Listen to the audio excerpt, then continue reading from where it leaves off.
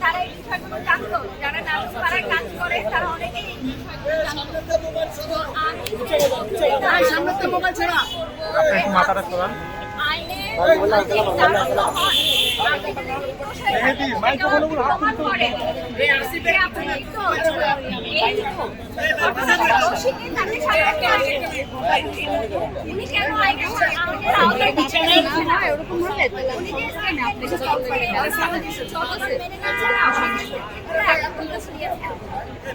এছাড়া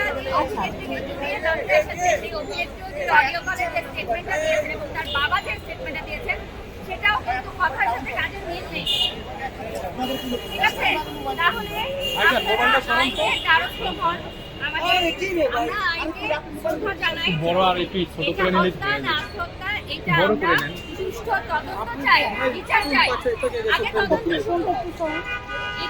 পরিবারের কাছে অবশ্যই আলভি ভাইয়ের ক্ষমা চাইতে হবে। ইকরাপুর পরিবারের কাছে অভিনেতা আলভির ক্ষমা চাইতে হবে অবশ্যই, যেটা এখন পর্যন্ত সে ক্ষমা চায় নাই।